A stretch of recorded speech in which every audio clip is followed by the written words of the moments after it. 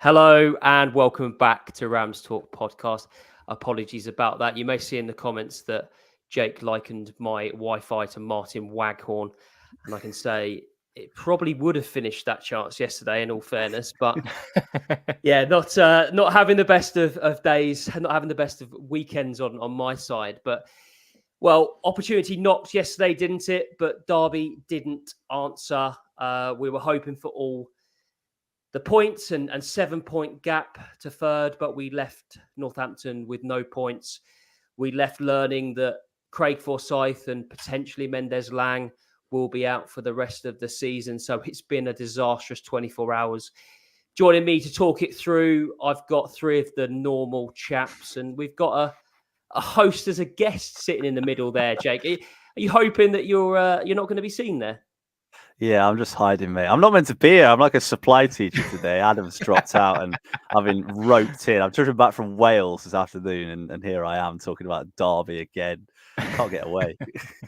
Well, I'll go easy on you. Also joined by Callum Boocock. How you doing, Cal? I was having a decent Sunday. It reminded me of yesterday's performance. But yeah, I'm all good, mate. I'm all good. Good stuff. And the always reliable, undeniable Vic Singh. How you doing? Good evening, chaps. Yeah, not too bad. Like I said, the chance missed, but it's not the end of the world, is it? It's not, no. And we've got a few more games to get it right, and we're still very much in the mix. So we'll start off with you, Cal. Obviously, we saw the team. It was released at 2 p.m. If you're like me, you're refreshing Twitter constantly or X constantly, trying to work out, what the formation is, what team we've gone with. There was obviously a bit of speculation because it wasn't going to be an unchanged team because we've obviously had some injuries in the camp. Were you surprised to see that lineup? How did you feel looking at that team that was announced? I think it was going to be a weird one because of obviously the forward line injuries that we had. So and then obviously with the was it Bradley and obviously Forsyth between the two of them, who was actually fit and who was ill and who was not. So again, from what I saw, it was probably what I would probably have, bar maybe one or two changes. Just for me personally, I would have probably played like Elder from the start, but rather than Sibley, because of the impact he did, obviously against Bolton. But again, yeah, I would have gone with exactly what Paul Warne did in terms of the formation. It's obviously got a couple of positive results, so you wouldn't probably deviate from that. Unfortunately, because of the injuries that we've been dealt, he will probably have to deviate from that going into Blackpool. So yeah, it's not great. But from 2 p.m. onwards, I was still hoping that team and that side were going to put performance in, but I was wrong.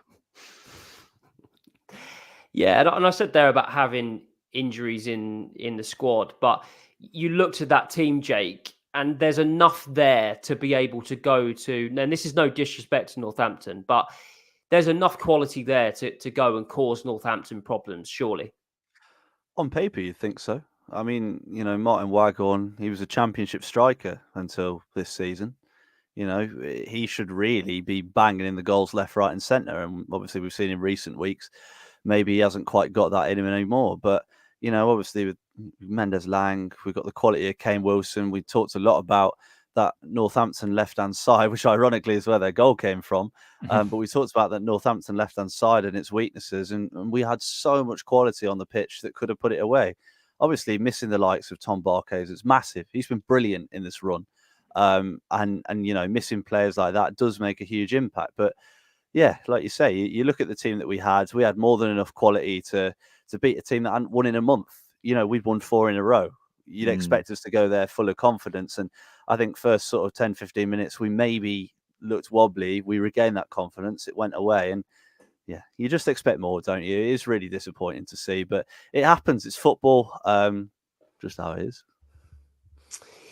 Yeah, you say there about taking 10, 15 minutes to get going. That seems to be the case in every game this season for me, that we almost have to take 10 or 15 minutes to suss out the opposition. Vic, do you think that's a tactic of Paul Warne's, or is that just the way that this Derby team have played all season? I'd probably say it's just the way we play. I couldn't imagine it being a tactic. I think if Paul Warne really wants to implement his style, it's like gung ho from the get go. So you expect us to sort of be on the front foot all the time. I just think maybe just the players are a bit slow to react. I guess the change of formations and everything, the change of personnel, it's probably sort of difficult to always get used to if we don't have a settled 11 week in, week out. So I'm guessing it's probably just a derby thing with us at the minute. I mean, it's a shame that it happened again yesterday, but we seem to pull it out of the bag as the game goes on. Yesterday just wasn't our day. It was just a bad day at the office for us. I think 9 out of maybe 11 players had a bad day. And unfortunately, Northampton got the smash and grab and took the points. Our first chance fell to Martin Waghorn, Callum. I mean, it's pinged across the box, isn't it? It's pinged with pace. It's found its way to Louis Sibley.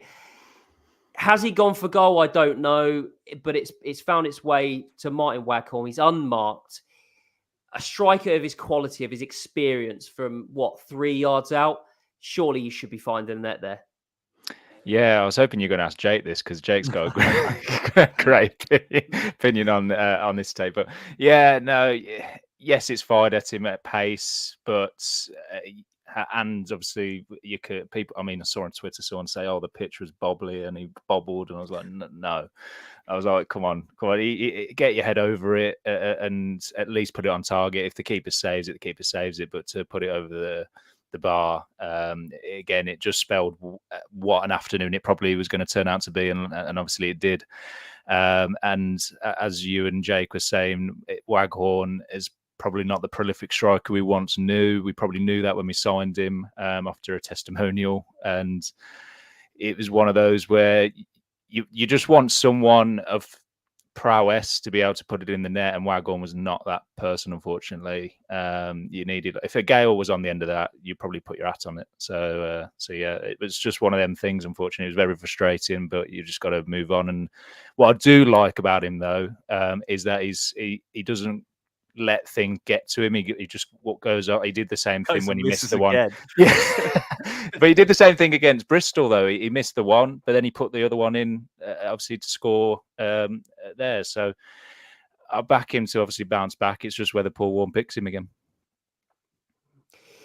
And obviously he's found himself in positions since he's returned from injury, Jake. He's found himself in positions to score goals. Are we to take some positives from that he's getting himself into good positions? Yeah, absolutely. I think you've got to take positives from the team creating the chances. I mean, obviously, I'm sure we'll get onto the Ibou Adams chances as well. He had 2 really good opportunities to put the ball in the back of the net, and we did create opportunities. It's just we didn't take them. I mean, Waghorn, I'm just looking here. Last 4 games, he's had 3 opportunities that have been near identical. Bristol Rovers, ball comes across, blazes it over the bar. I think, which game was it? It might have been Reading or Bolton. I can't remember which one. Ball comes across and he puts it straight at the keeper from about 4 yards. And then obviously yesterday he skies it from 4 or 5 yards. You know, again, I mean, Callum mentioned him being prolific. I remember in his first stint at Derby, his big problem was he couldn't put chances away. This is a rogue stat, but I think he had something like 20 XG and 12 goals in that Koku season, which is, you know, that's ridiculous. That is a really poor return for the amount of chance he gets. Obviously, his movement's good. His movement's good. He might have lost that yard of pace, but he does get into the right positions. But you've got to put these chances away. And if you don't put these chances away, you shouldn't be on the pitch. And that's the way I see it. If you're a striker and you're not creating and you can't put the ball in the back of the net, you've got to give others a chance. You know, we looked at Corey Blackett-Taylor. He was sat on the bench. I thought he did well when he came on. Could he bring something to this team? Could someone else bring something to this team? I know we've got about 100 players out injured at the minute, but again, it does make you wonder. He's coming into the team.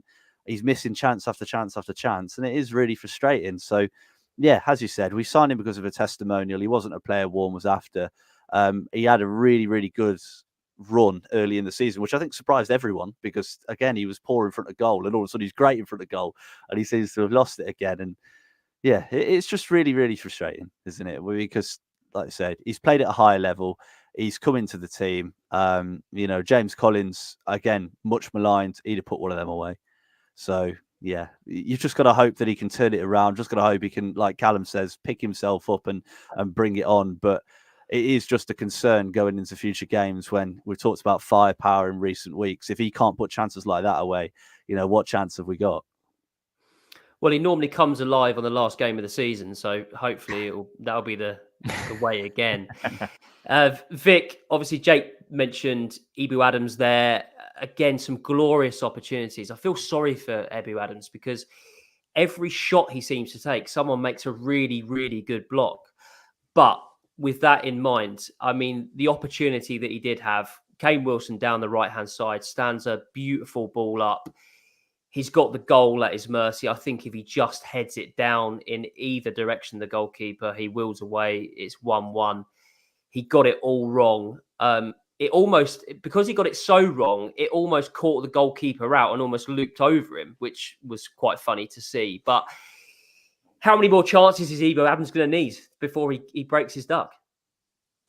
When I look at Ibou Adams, I don't look at him as a goal scorer, so he could probably shoot all night and not score, and I'd still be happy with his performance. But I don't know, he was just unlucky yesterday. Like I said before, I think yesterday was just one of those days at the office where if on another day those chances go in, we win the game 2-3-0.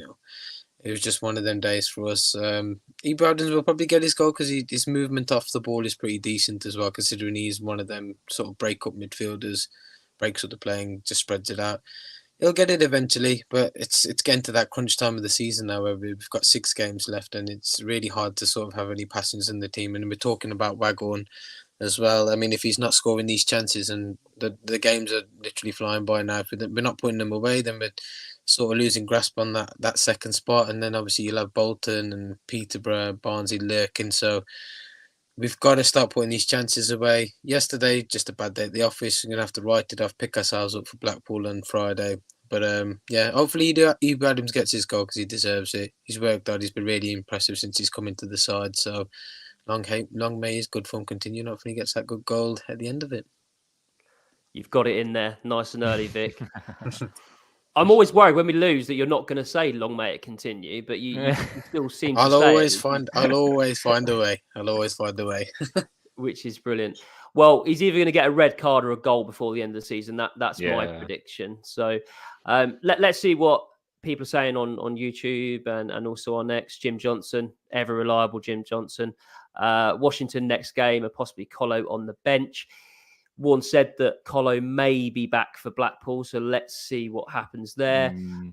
David Jones has said, wouldn't exactly have called it a smash and grab. I thought the Cobblers deserved that victory. They bullied Derby and didn't allow them to play. Yeah, tend to agree. Jim Johnson also says time for CBT. I think he may well get his opportunity against Blackpool. Oh, what else left? Yeah, they haven't got a choice. It's either CBT or JB Jake Barker, I think, on that. Yeah. I'm injured as well, mate. Fit right in. But Callum, I'm going to talk to you now about their goal. So I want to say it was a really well taken goal. It was a really good finish by Hoskins. But it was a foul on Kane Wilson, wasn't it? I think it's clear to see that their left back, it was a clear body check. Now, it's one of them that potentially in certain areas of the pitch, it doesn't get given. Maybe Kane Wilson goes down a little bit too easily. I'm not too sure. But it definitely was a foul, wasn't it? Yeah, it's one of them. Yeah.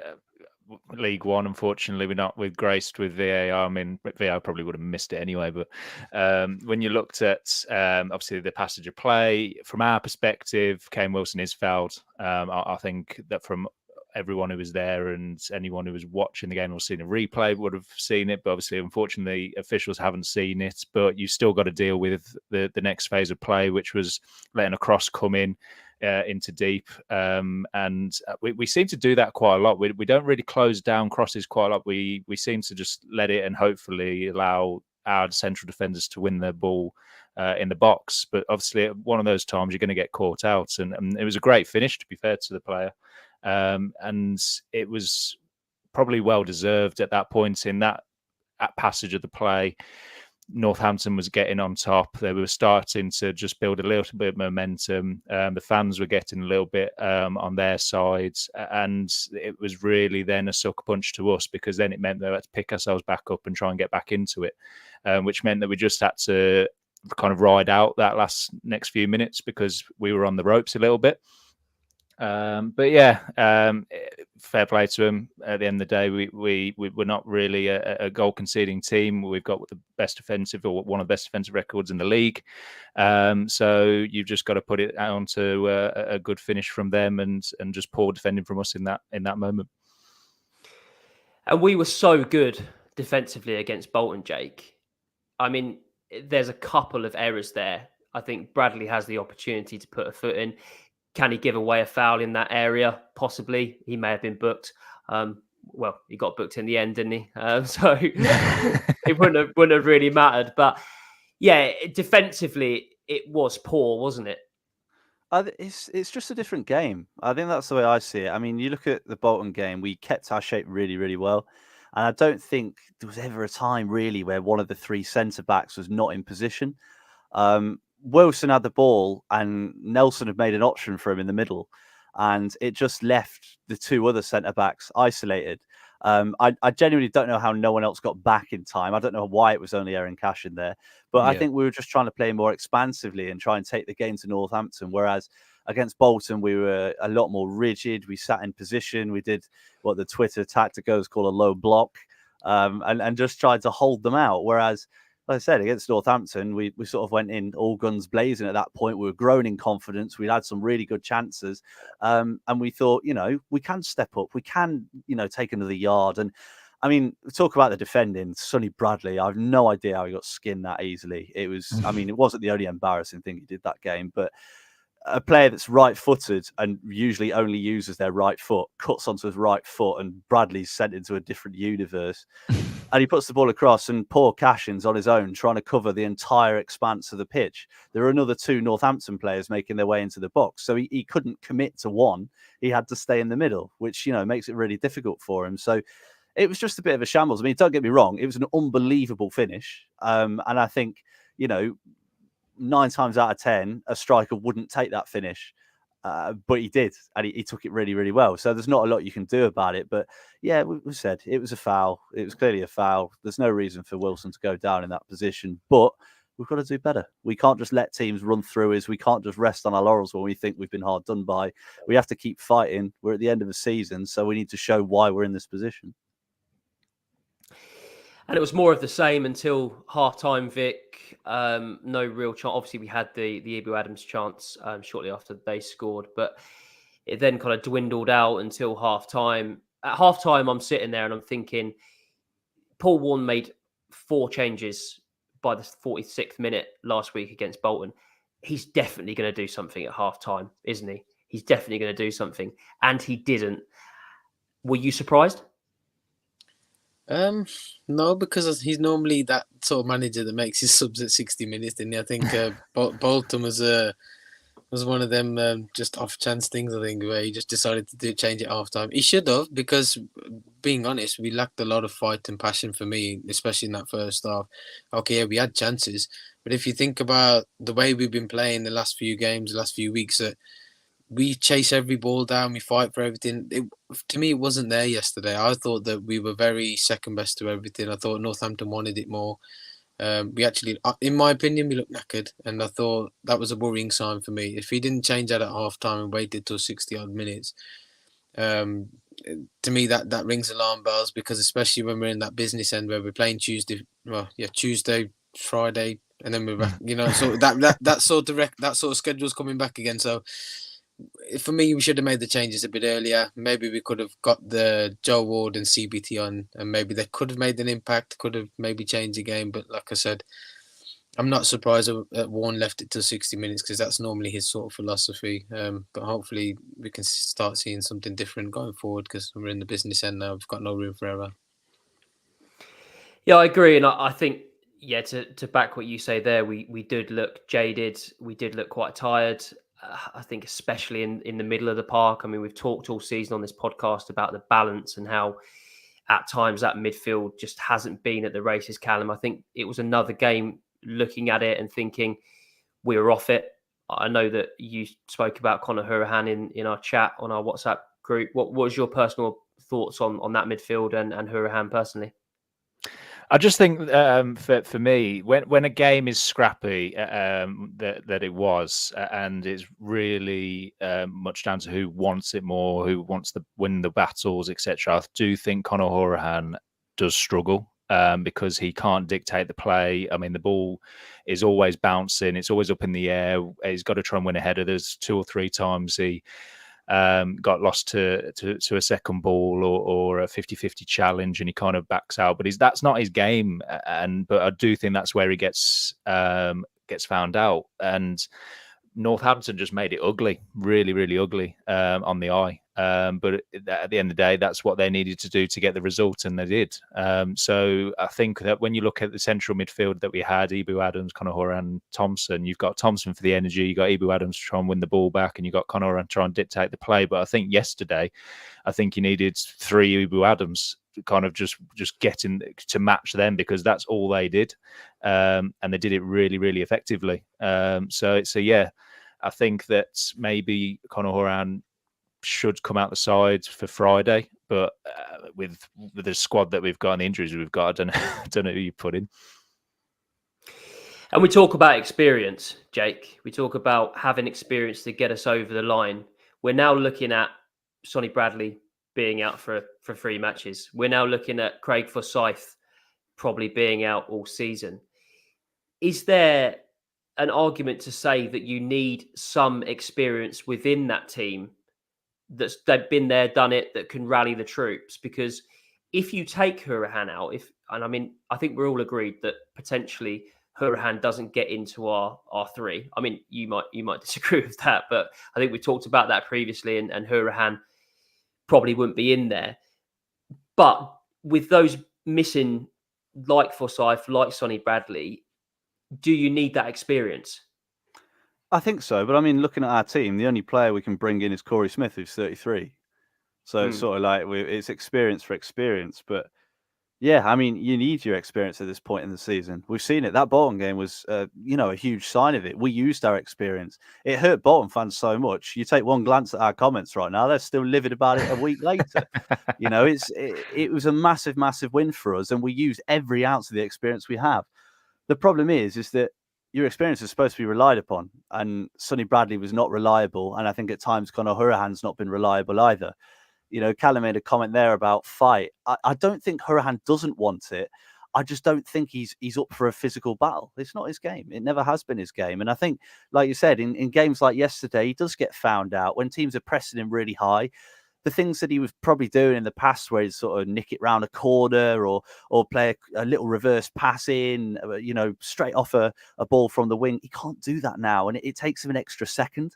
And because of that, I think that's where he really suffers, because in his head, he can do it, but on the pitch, he can't do it. And then he gets more and more wound up, and fans start getting on his back. And I'll be honest, I think the criticism of him has been really harsh. Somehow I've seen him get more criticism than Sonny Bradley, who literally headbutted someone and got a straight red, which I think is ridiculous. I think Derby fans need a scapegoat sometimes. And even though Hourihane hasn't been at his best for a lot of the season, I think sometimes he's always the one that's picked out. Even when we win, sometimes we'll win and people will pick him out, which is a bit silly. But yeah, I think, to go back to your actual question, Jamie, I think experience is necessary, but we've got enough experienced players in this team to get over the line. We can bring a couple of young lads in. I don't know who those young lads would be, because I don't think we have any. But we've got the space to bring them in. I mean, just looking at our bench, I mean, Ben Radcliffe is the only other outfield sub that we had. I think our bench is going to be not great on Friday. But yeah, we'll see, mate. We'll have to see. Yeah, and Vic, I'm coming to you with a bit of a dilemma. I've just thought about it in my head, and it might not even make sense, because I'm not really with it after yesterday. I'm not going to lie, but I think the only player that comes out with any credit yesterday is Kane Wilson. I think he kept going. He was positive. He was bright. I think he built upon the goal that he scored against Bolton. Now, obviously, we're probably going to have to go back to a 4, which obviously then means that we've got to play him right back, or if we've got to play him right wing. How does he fit in if we go to a 4? Does he come in as a right back? And Joe, where does Joe Ward fit in as well? What's your thoughts on a 4 for Blackpool? I Well, I think our hands are tied at the minute. I think we're going to have to play a back four. I think Kane Wilson will be fine at right back, and then if you got Joe Ward ahead of him, I think we'll be fine. They can always switch their positions between the two. So, say, for example, if Kane Wilson does decide to move more advanced, Joe Ward can slip in if we need to, or you've always got the overlap option. I think the two of them will work really well together.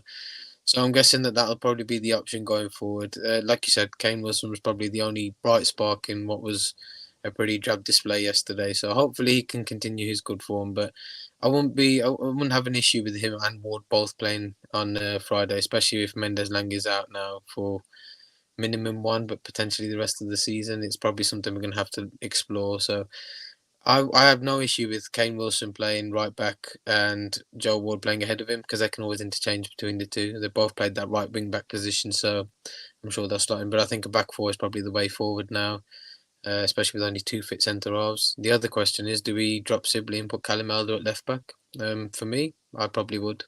Yes. We've been tempting the Bradley chat, but I'm going to stave it off for just a few more moments. I'm going to let the tension build. There's a few comments in the chat. Peter Thathers says Bradley just fancied the Easter weekend off. To be fair to him, maybe it's like Neymar around his sister's birthday, wanted to get red carded, something like that.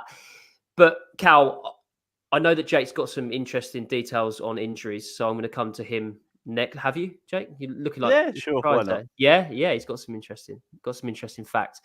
But I just want to ask you right now, if you could have one of the players that's injured for the next three at their best, who would it be?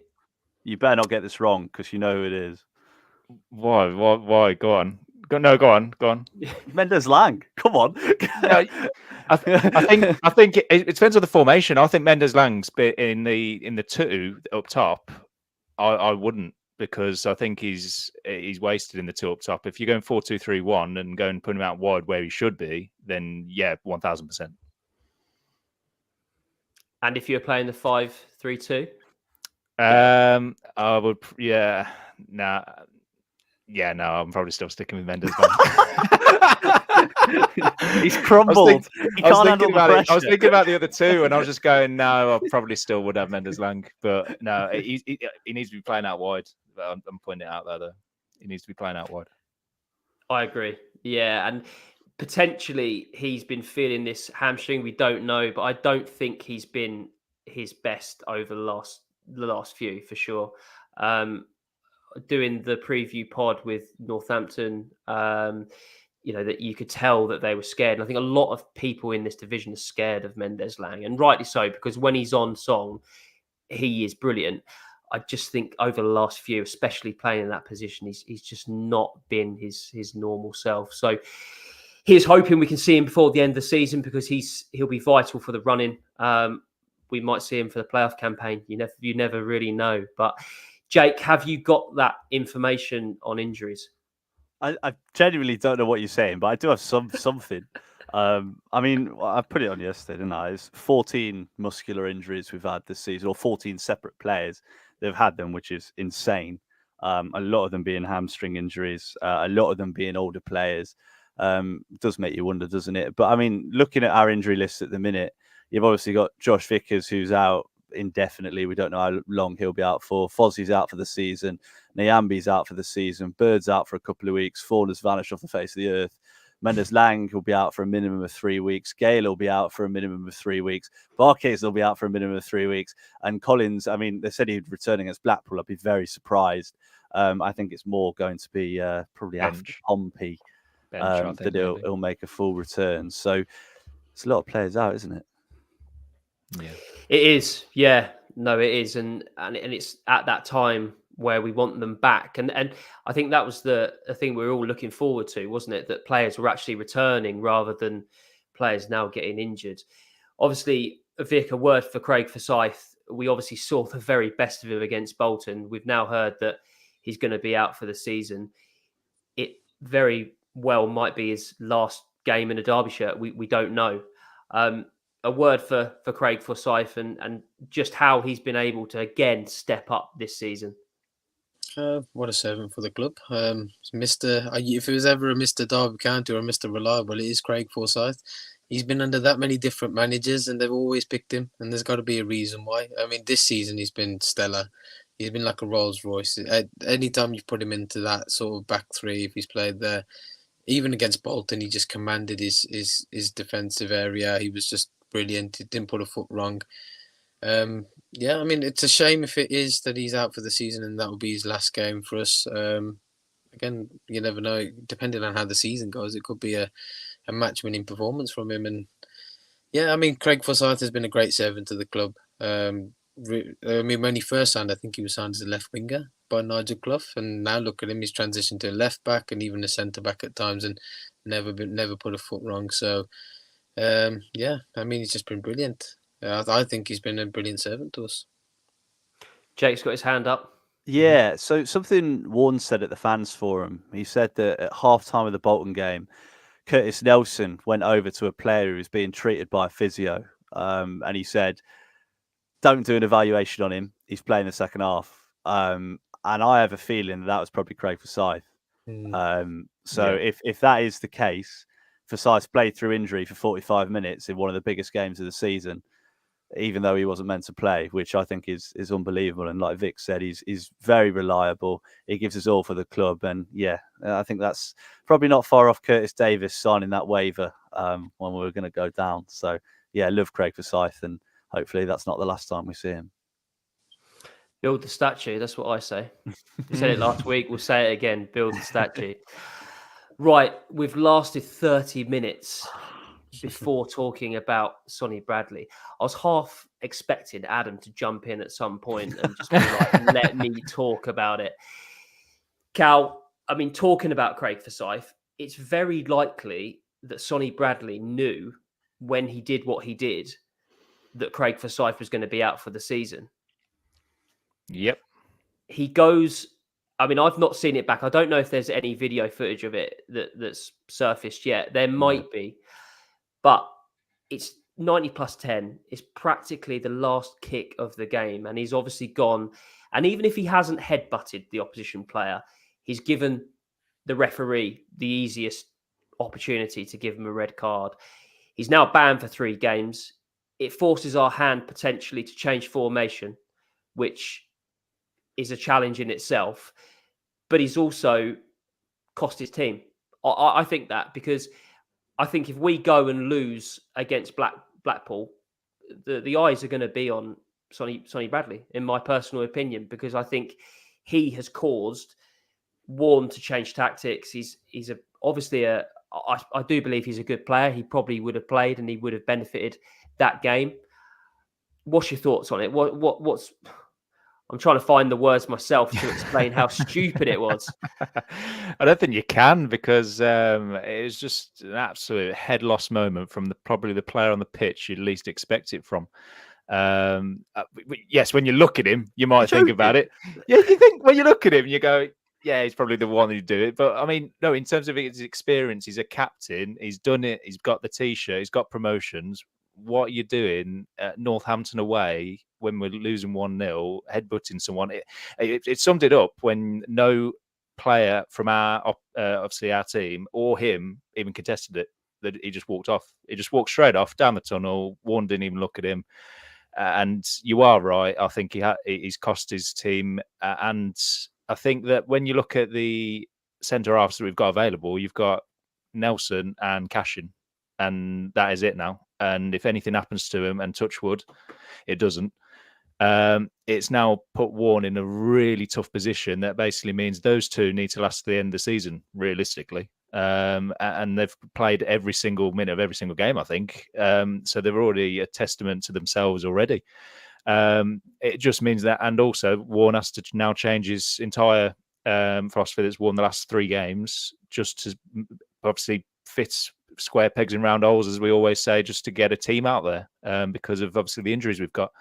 And you are right, he probably did know about the injuries before he did it. I just think he didn't even think about it in the moment. He's just thought about that one player that's probably got in his ear and lamped him one. So he's only cost us as a club a game, and potentially put us in a really, really tough spot for the next 3 games.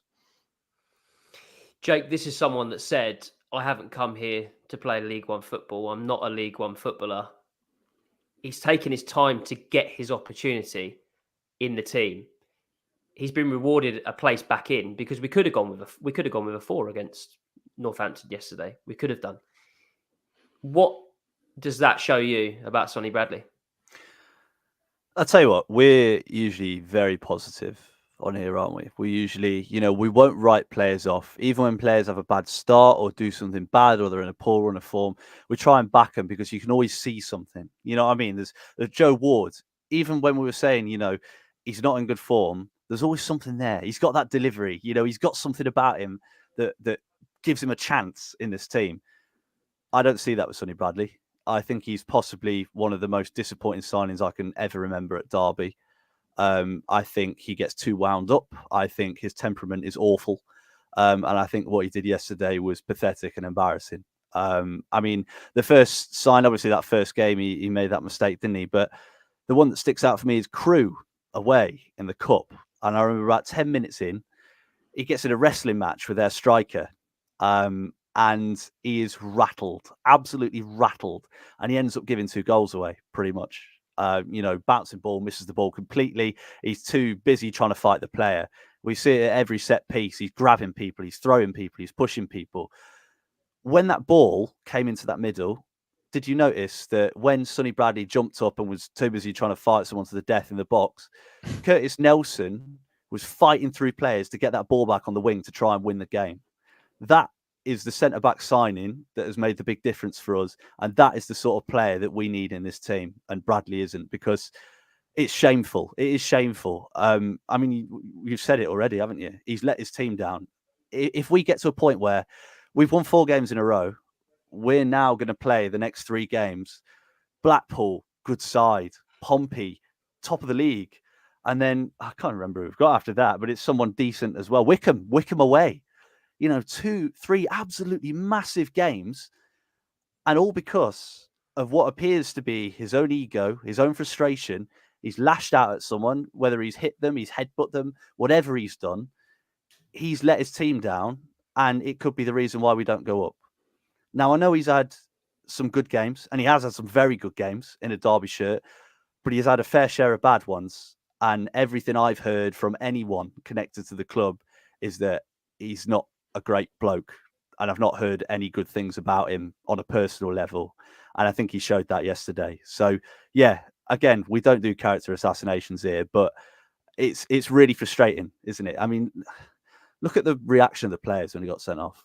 Not one player goes to him and speaks to him. Like you say, you've got to have done something pretty bad, and you've got to have lost the respect of your teammates to get that, because I remember James Collins punching the floor, punched the keeper in the face for some reason. All his teammates went over to him and went, keep your head up, it's fine. With Bradley, nothing. So yep. I think that says everything we need to see. Vic, obviously emotions are raw. We're speaking, 24, 26, 27 hours after. How does Sonny Bradley win back the faith of the fans, potentially his teammates and his manager? He's got to score every goal to get us up now, isn't he? I don't think, to be honest, I think I agree with Jake. I just don't think there's any way back for him now. I think you knew that there's 6 games left. We're already a threadbare squad in terms of injuries, and you go and do that in the 100th minute of a game. Like, I can understand if it's a 50-50 and the ball's come in and you elbowed some backs or whatever.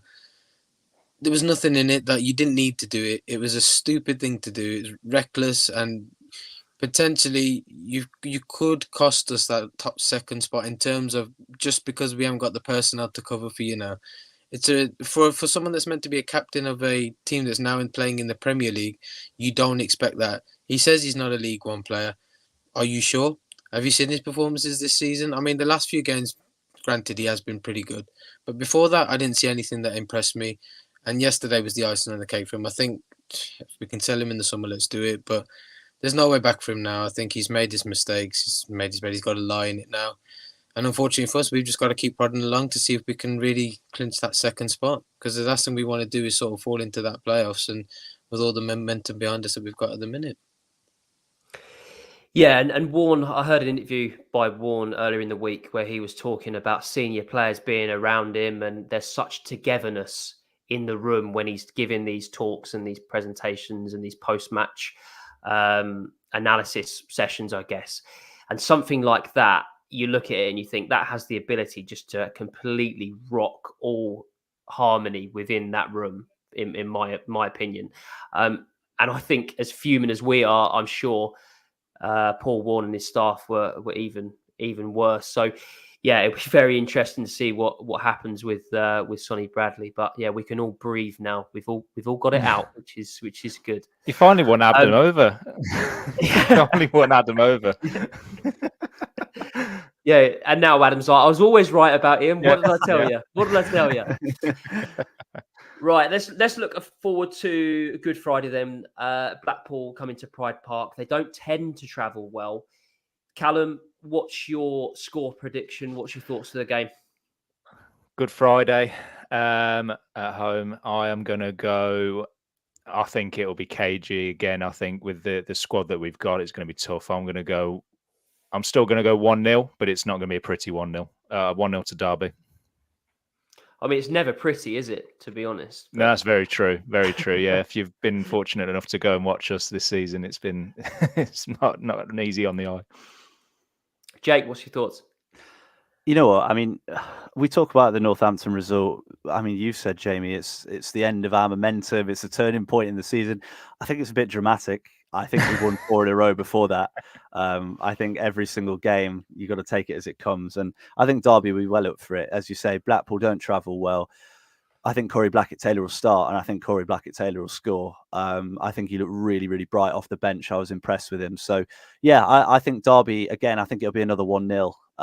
But I think it'll be all right. I think it'll be okay, and it'll get us back on track and give us a little bit of confidence ahead of Pompey. And hopefully some of the players that are sort of coming into the team due to injuries to other players can make an impact as well. And Vic? I'm going to go for a 2-1 Derby win. I think we'll bounce back. I think we've got that tendency to sort of bounce back after a defeat or a disappointing performance. And we've been talking about this underdog mentality. I think we're right in the thick of that underdog sort of mentality now. Everything's against us. We've got all the injuries now. Sonny Bradley's been suspended.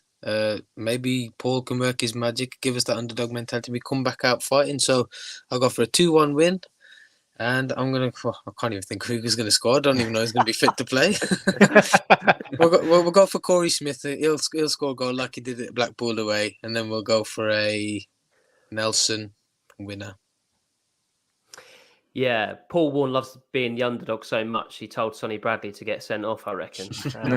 Make it harder. Yeah, make it harder for us. Make it harder for us. I think it's going to be a 1-1 draw. I'm going to start hoping to tempt fate. I want us to win, but I'm going to go with a 1-1 draw. And I agree with Jake. I think Corey Blackett-Taylor is going to get his first goal in a Derby shirt. I think there's going to be, for the bad stories that there were last week, I think we're going to see some good stories on Good Friday, and hopefully Corey Blackett-Taylor scores his first goal in a Derby shirt.